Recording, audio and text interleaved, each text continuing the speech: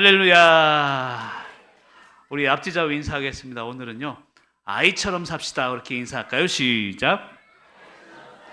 감사합니다. 오늘 부활주일인데요, 이런 기쁨이 넘쳐나니 얼마나 좋은지 모르겠습니다.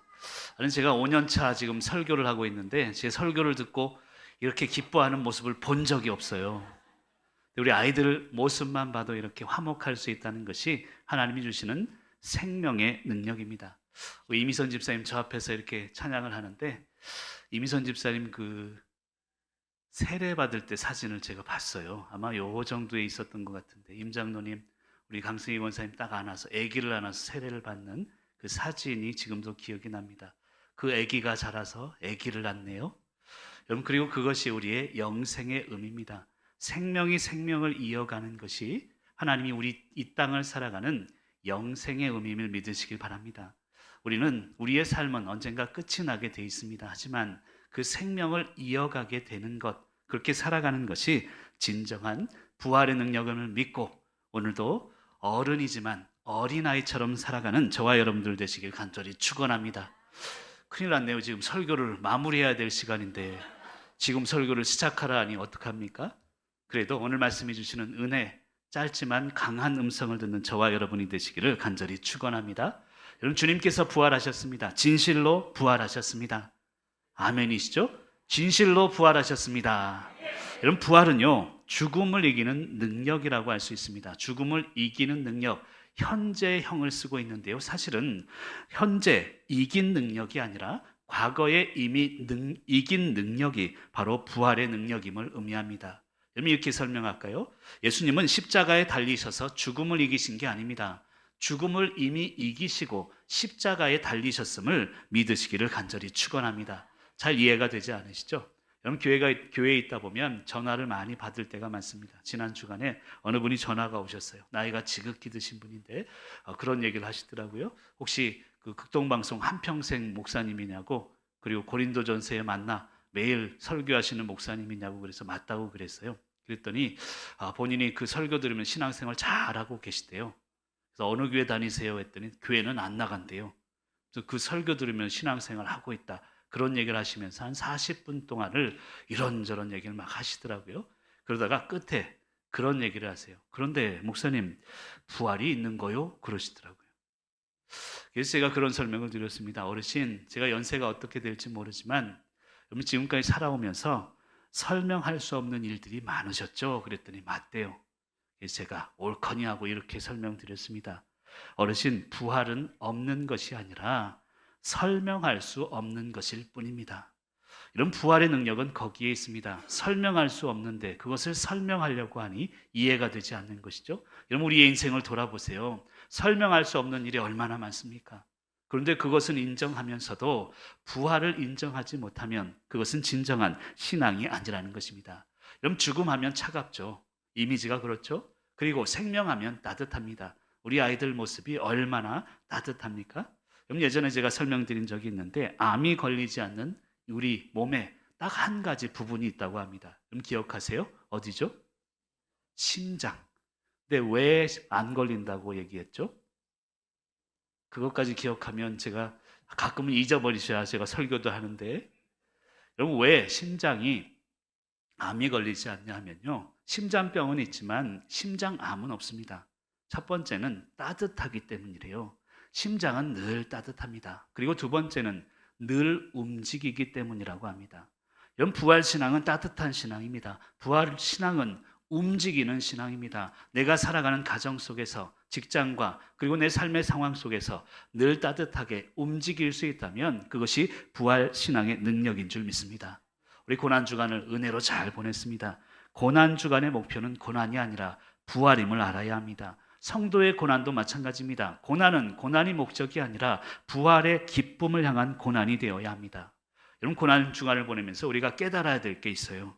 내가 얼마나 부서졌는가, 이것을 돌아볼 수 있어야 합니다. 고난을 통해서 내가 부서져야 된다는 것이죠. 여러분, 우리가 기억해야 되는 것은 부서짐의 크기가 성숙함의 크기임을 알아야 합니다. 하나님은 내가 부서진 만큼 나를 사용하십니다. 그리고 부활신앙의 원천은 그 부서짐을 위한 십자가 고난에 있다는 것입니다. 여러분, 인간의 고난 두 가지를 설명하는 말씀이 있는데요. 이사야 30장 20절에 보면 이런 말씀이 있습니다. 같이 한번 읽어볼까요? 시작. 내 스승은 다시 숨기지 아니하시리니 내 눈이 내 스승을 볼 것이며. 아멘. 거기에 보면 두 가지의 이제 빨간 글씨로 나온 고난이 있습니다. 첫 번째는 환난의 떡입니다. 이것은 상황을 통해 주시는 고난을 의미합니다. 여러분, 갑자기 질병의 문제가, 갑자기 여러 가지 아픔들이 우리에게 밀려옵니다. 상황 때문에 우리는 고난을 받게 되는 것이 환난의 떡의 의미입니다. 그리고 두 번째, 고생의 물이라는 것은요, 사람을 통해 받는 고난을 의미합니다. 여러분, 상황을 통해 주는 고난은 견딜만 합니다. 그러나 사람을 통해 주시는 고난은 너무나 힘들고 어렵다는 것입니다. 그런데 거기서 끝나는 게 아닙니다. 내 스승을 볼 것이며, 즉 이 두 가지 고난을 통해 하나님을 보게 되고, 읽지 않았습니다만 21절에 보면 이것이 바른 길이니 너희는 이리로 가라. 즉 하나님을 보게 되면 올바른 길을 걸어가게 된다는 것입니다. 고난을 통해 하나님을 보게 되고 우리의 인생, 비뚤어진 인생이 바른 길을 걸어가게 하는 고난의 능력이 있다는 것입니다. 여러분, 13절에 보면요, 그런 말씀이 있습니다. 우리가 만일 미쳤어도 라는 표현이 있습니다. 여러분, 세상은요, 교회를 보면서 때로는 미쳤다라는 그런 관점을 보고 봅니다. 그게 세상의 관점입니다. 그래서 주일날 이 놀러가는 시간에 미쳤지, 교회 와서, 그리고 돈을 바치고 있지, 미쳤지, 이런 관점으로 교회를 본다는 것입니다. 그런데 여러분, 현재 상황을 보십시오. 세상이 미친 거 아닙니까? 여러분, 지금의 상황을 보십시오. 지금의 전쟁과 여러분, 미국의 관세 전쟁을 보십시오. 나라와 나라가 돈으로만 이루어진 관계가 아니지 않습니까? 그 외에도 지금의 현상들을 보면 얼마나 미친 세상을 살아갑니까? 여러분, 예전에 이 정신병동에 근무하는 의사분 신방을 한 적이 있습니다. 젊은 의사분이었는데요. 야, 힘드시겠네요, 집사님. 그러면서 이런저런 얘기를 했습니다. 그랬더니 그분이 저에게만 귓속말로 이렇게 얘기하더라고요. 목사님, 미친놈 상대하려면 내가 미쳐야 됩니다. 그러더라고요. 근데 그 말이 공감이 되더라고요. 이런 미친 세상이라면 내가 미쳐야 된다는 거예요. 내가 미쳐야 이 미친 세상을 살아낼 수 있는 것입니다. 지난번에 어느 권사님, 남편 때문에 미치겠습니다. 그러더라고요. 제가 그랬습니다. 남편 때문에 미치는 게 아니라 남편에게 미치십시오. 남자분들 아멘도 안 해주시네. 남편에게 미치면 되는 거 아닙니까? 그러면 가정이 화목하는 것이죠. 부모라면 자식에게 미쳐야 되는 것이죠. 성도라면 교회에 미쳐야 되는 거 아닙니까? 우리가 부활신앙을 믿는 성도라면 주님께 미쳐 사시는 저와 여러분이 되시길 바랍니다. 미쳤다는 뜻은 뭐냐 하면 내 모습이 희미해진다는 뜻입니다. 내가 미친 존재, 그 존재는 드러나고 나는 희미해진다면 그것이야말로 미친 삶임을 이야기하고 있습니다. 여러분, 15절 말씀에 보면 다시 살아나신 이를 위하여 살게 하려 함이라. 우리가 주님에게 미쳤기에, 그분 다시 살아나신 부활하신 주님에게 미쳤기에 그분을 위해 사는 삶, 그 삶이 우리에게 있어야 된다는 것입니다. 그렇다면 그분을 위해 사는 부활신앙이란 어떤 것일까요? 첫 번째로 이 부활신앙은요, 개인의 존재 변화로 나타나야 합니다. 어려운 말을 쓴 것 같지만 내가 변해야 된다는 거예요. 여러분, 17절 말씀 같이 한번 읽어볼까요? 17절입니다. 시작. 이전 것은 지나갔으니 보라 새 것이 되었도다. 새로운 피조물, 이것은 존재의 변화를 의미합니다. 여러분, 새롭게 된다는 것, 변화된다는 것은요, 사실은 새로운 것이 된다는 의미도 있지만 원래적인 변화는요, 내 원래의 모습을 찾아가는 것입니다. 그게 진정한 변화입니다. 하나님이 나에게 원하는 내 모습 그대로를 찾아가는 것입니다. 여러분, 세상을 살다 보면 희석되어 세상에 변질됩니다. 그 내 변질된 모습을 내 원래의 모습으로 찾아가는 것이 진정한 변화이고, 부활신앙은 나 자신을 찾는 신앙이라는 것입니다. 여러분, 그렇다면 좀 더 세부적으로 자신의 존재 변화를 위해 필요한 것들이 몇 가지가 있습니다. 첫 번째는요, 보이지 않는 것을 통해서 보이는 것을 볼 수 있어야 된다는 것입니다. 여러분, 보이는 것이 전부가 아닙니다. 들리는 것이 전부가 아니라는 것입니다. 특별히 세상을 살아가면서 눈에 보이는 것, 들리는 것 다 진실이 아닙니다. 진실은 하나님의 말씀 이외에는 없는 삶을 우리는 살아가고 있습니다. 우리가 고난주간을 보냈습니다. 성금요일, 예수님이 십자가에 달리셨죠. 돌아가신 날입니다. 그리고 토요일, 지금으로 치면 토요일 지나서 주일, 우리가 지키고 있는 주일 새벽에 주님은 부활하셨어요. 성경을 한번 찾아보세요. 토요일에 대한 기록은 전무합니다. 아무것도 없어요. 여러분, 성금요일부터 예수님이 부활하시는 그 시간까지 왜 아무 기록이 없습니까? 저는 목사로서 또 성경을 연구하는 한 신학도로서 그것은 기록이 없는 게 아니라 침묵의 기록이다라고 표현하고 싶습니다. 여러분, 왜 그럴까요? 왜 그 당시에 그 시간에 기록이 없습니까? 지금 눈에 보이는 어둠이 전부가 아니라는 것을 성경은 침묵으로 말하고 있습니다. 눈에 보이는 것이 전부가 아니니 보이지 않는 이 침묵을 통해서 보이는 우리의 현상을 해석할 수 있어야 된다는 것입니다. 그럼 16절에 보면 육신을 따라 알았으나라는 표현이 있습니다. 하나님을 아는데 세상 방법으로 알았다는 거예요. 여러분, 오늘 부탁하고 싶은 게 있습니다. 하나님에 대해 알지 말고 하나님을 아셔야 합니다. 축복을 바라지 말고 축복을 주시는 하나님을 바라보아야 된다는 것입니다. 그래야 진정한 복도, 진정한 하나님도 알게 되는 것입니다. 이런 부활신앙은요, 부활의 생명이 내 안에 들어온 것을 의미합니다. 그럼 생명이 우리 안에 들어오면 일어나는 현상이 있어요. 여러분, 여성분들은 다 한 번씩 경험하셨을 겁니다. 입덧이라는 현상이 있어요. 생명을 품으면 입덧이 나오는데 그것은 새로운 생명에 대한 거부감이라고 할 수 있습니다. 주님의 생명을 품었으면 세상에 대해 거부할 수 있어야 합니다. 결단할 수 있어야 됩니다. 그리고 나 자신의 모습을 새롭게 찾아가는 저와 여러분들 되시기를 간절히 축원합니다. 여러분, 십자가는요, 사랑과 공의가 만나는 그런 장소라고 할 수 있습니다. 십자가, 그 안에서 하나님의 사랑이 그리고 하나님의 공의가 모두가 만나 해결된다는 것입니다. 하나님 사랑의 극치, 그 십자가의 능력으로 저와 여러분들을 변화의 존재로 찾아가는, 보이지 않는 십자가의 능력으로 눈에 보이는 것들을 보는 귀한 성도님들 되시길 간절히 축원합니다. 그리고 나 자신의 존재를 변화를 위해 찾아야 되는 것, 필요한 것은 두 번째로 변함없는 삶의 자세가 필요합니다. 제가 늘 강조하죠. 변함이 없어야 변화가 있습니다. 여러분, 한번 읽어볼까요? 변함이 없어야. 시작. 여러분, 변화를 위해서는 변함이 없어야 합니다. 변함없이 내 자리를 지킬 때 변화가 우리를 찾아오는 것입니다. 여러분, 그런 속담이 있죠. 호랑이는 가죽을 남기고 사람은 이름을 남긴다. 여러분, 그러나 이름을 남기는 것조차 인정받기를 원하는 마음임을 알아야 합니다. 이름보다 여러분 삶의 향기를 남길 수 있어야 되는 것입니다. 부모로서 자식에게 삶을 남겨야죠. 목사로서 성도에게 내 목사로서의 삶을 남겨야 될 것입니다. 그리고 자라나는 세대들에게 교회의 역사와 교회의 삶을 남기며 살아가는 우리 속초교회가 되시기를 간절히 축원합니다. 어제도 우리 장로님들, 안수 집사님들 오셔서 조명, 또 우리 수도도 고치고요. 여기 앞에 좀 사갔던 부분이 있습니다. 강제상도 고치시고, 저 같으면 매직으로 저기다 이름을 썼을 것 같아요. 내가 고쳤다, 우종범, 몇 월 며칠, 사인 쫙 하고 도장 꽉 찍고. 여러분, 그러나 그렇지 않잖아요. 우리 인간은 이름을 남기는 게 아니라 삶을 남기는 것이고 교회의 역사를 이어가는 것일 뿐입니다. 여러분, 교회를 보십시오. 누군가 고쳤던 삶의 흔적들이 있어서 지금 이 교회가 평안으로 이어가는 것입니다. 변함없이 내가 해야 할 삶의 자세를 지키시기를 바랍니다. 그리고 세 번째로는요, 나 자신이 먼저 깨져야 합니다. 부서져야 내 자신의 존재, 변화가 된다는 것입니다. 그러면 이스라엘 속담에 그런 속담이 있습니다. 하나님은 부서진 것을 사용하신다. 하나님 우리를 깨트리신다는 거예요. 부서져야 사용하신다는 것입니다. 부활의 기쁨 앞에서 우리도 깨지기를 원합니다. 내가 깨져야 가정이 사는 것이고, 남편인 내가 깨져야 아내가 삽니다. 아내인 내가 깨져야 남편이 사는 것입니다.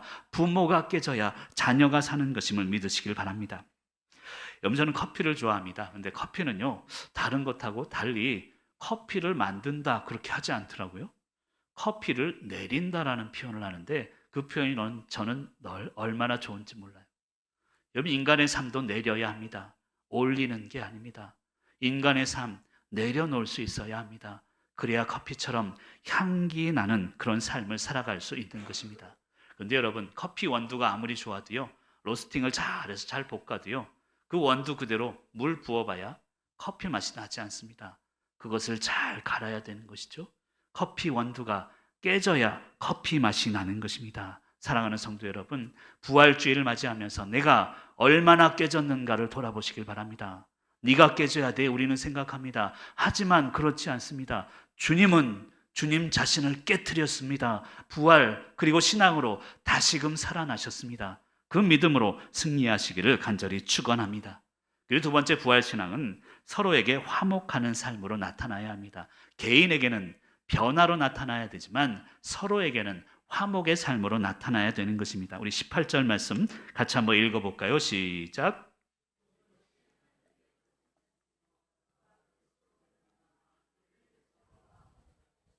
또 우리에게 화목하게 하는 직분을 주셨으니 아멘. 여러분, 오늘은 부활주일입니다. 부활 앞에 우리가 먼저 깨달아야 되는 것은 주님의 십자가의 고통이 인류의 화목으로 이어졌다는 것을 알아야 합니다. 부모인 내가 고통받는 만큼, 참고 인내하는 만큼 가정이 화목하고 자녀들이 올바로 자랄 수 있는 것이죠. 여러분, 교회 직분자인 우리가 고통을 받고 때로는 힘들어도 그래야 평안한 것입니다. 교회를 통해 주신 직분, 이 직분을 통해서 교회를 또 새롭게 이어가야 되는 것입니다. 여러분, 사실 우리에게 주신 직분은 목사, 장로, 그리고 권사님, 집사님 다 다릅니다. 하지만 오늘 말씀을 보면 화목하게 하는 직분이라고 명령하고 있습니다. 목사가 화목하게 하지 않으면 그건 직분을 감당하게 되는 것이 아닙니다. 장로님도 권사님도 우리의 직분은 다르지만 공통적인 목적은 화목에 있다는 것입니다. 부활의 목적 중에 하나가 화목이기 때문입니다. 여러분, 돈으로 약을 살 수는 있지만 건강 살 수는 없잖아요. 돈으로 침대 살 수 있지만 잠 못 산다니까요. 돈으로 집을 살 수는 있지만 화목한 가정을 살 수는 없습니다. 그래서 부활신앙으로 내 안에 생명이 들어올 때 서로를 인정하고 배려하며 화목한 삶을 살아가시기를 간절히 축원합니다. 화목하다, 제가 헬라어로 원어를 찾아봤더니요, 카탈라소라는 단어를 씁니다. 이게 두 가지 단어가 이제 연결이 된 거더라고요. 하나는 카타, 아래로란 뜻이고 알라소, 바꾸다란 뜻입니다. 여러분, 이 카타를 통해서 화목의 방향이 나오는 거예요. 화목은 위에서 아래로 흐른다는 뜻입니다. 여러분, 내리사랑이라고 하지만 화목도 내리화목이에요. 내가 넓은 내가 좁은 사람을 받아줄 수 있어야 합니다. 그래야 화목할 수 있는 것입니다. 내 마음을 더 키워야 좁은 마음도 우리가 품고 화목할 수 있는 것입니다. 그리고 두 번째는 화목의 방법입니다. 알라소, 바꾸라는 것입니다. 여러분, 입장 바꿔 생각해 보면 이해가 되는 것입니다. 그리고 저 사람의 입장에서 나를 볼 수 있어야 하고 내 입장에서 저 사람을 또 볼 수 있는 입장 바꾸는 그런 화목의 삶을 살아가시길 바랍니다. 여러분, 인간은 두 부류의 종류의 사람이 있대요. 첫 번째는 일 잘하는 사람이 있고요. 두 번째는 관계를 잘하는 사람이 있다고 합니다. 근데 교회에서 원하는 사람은요, 두 가지의 조화죠. 관계를 통해서 일하는 사람이 필요합니다. 일만 해서는 안 됩니다. 관계만 가져서도 안 되는 것입니다. 관계와 일의 조화를 이루어가야 된다는 것입니다. 내일부터 이 노회가 있어서 여러 목사님들 전화 통화할 일이 좀 많습니다. 통화하다 보니까 여러분, 저를 좀 긍휼히 여겨 주셔야 돼요. 왜냐하면 노회에서 제가 속초에 혼자 떨어져 있습니다. 이 사람들이 점심 먹으러 오라고 전화가 와요. 자기들은 점심 먹으러 11시에 서울 어디로 오세요 그러는데 내가 갈 수가 있습니까? 혼자만 여기 떨어져 있다니까요. 그래서 이분 저분 통화하면서 아이고, 속초에서 혼자 고생 많으시죠? 전화 끊으면서 하시는 말씀이 목회 속초에서 성공하길 바랍니다. 제가 아멘 하면서 끊긴 했는데, 여러분, 목회의 성공이 실패가 있습니까? 여러분, 거듭 강조하지만 성공이 아닌 성결입니다. 성결의 삶을 추구해야 그게 성공으로 이어지는 것임을 알아야 합니다. 목사에게 성공이라고 한다면 여러분, 부족하지만 저로 인해서 여러분들이 행복해지길 원합니다. 이 우서방을 통해서 웃어보길 원합니다. 한번 저를 불러주시길 바랍니다. 저희 장모님이라고 생각하고 우서방 시작. 하라고 또 진짜로 하시네. 여러분, 목사인 제가 정말 성공이 있다면 저로 인해서 여러분들이 웃고 화목해지는 거 아니겠습니까? 여러분이 부모로서 성공의 삶이 있다면 여러분들을 통해서 자녀들이 행복해지는 거 아니겠어요? 여러분들이 부부로서 성공한다는 것은 남편과 아내로서 서로에게 화목하고 웃음을 줄 수 있는 것, 그것임을 믿으시길 바랍니다. 왜요? 부활의 목적은 화목에 있기 때문입니다. 우리가 부활 신앙으로 살아간다면 내가 있는 모든 상황에서 화목하는 그런 성도님들 되시길 간절히 축원합니다. 그 마지막 세 번째로, 부활 신앙은요, 그리스도를 대신하는 삶으로 나타나야 합니다. 우리 20절 말씀 같이 한번 읽어볼까요? 시작.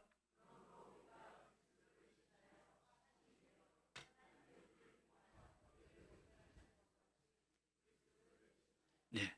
간청하노니 너희는 하나님과 화목하라. 그럼 그리스도를 대신한다는 말은 우리 서로 화목하라, 이 말을 의미하는 것입니다. 그리스도의 죽음을 대신하기에 우리는 화목하는 삶을 살아야 된다는 것입니다. 예수님이 죽으셨습니다. 온 인류를 대신하는 삶을 살았습니다. 그리고 부활하셨으니 우리 또한 주님을 대신하는 삶을 살아야 된다는 것입니다. 제가 존경하는 목사님 중에 손양원 목사님이 계세요. 동인동신 두 아들이 있었습니다. 그 두 아들을 죽인 원수 같은 놈이 있는데 안재선이란 사람이에요. 이분을 양자 삼으세요. 저는 그 이야기를 가끔 합니다만, 어떻게 그럴 수 있을까? 어떻게 자기 두 아들, 하나도 아닙니다, 둘을 죽이고 아무것도 없잖아요 이젠. 근데 그 아들을 양자 삼았습니다. 그 안재선은 새 생명을 얻은 것 아닙니까? 그런데 여러분, 최소한 두 사람 몫은 해야 하잖아요.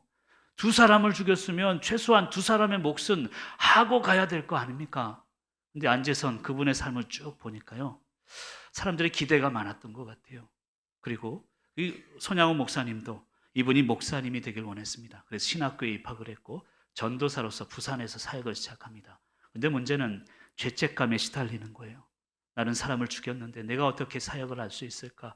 이 죄책감 때문에 결국 비뚤어집니다. 그리고 무너지고 맙니다.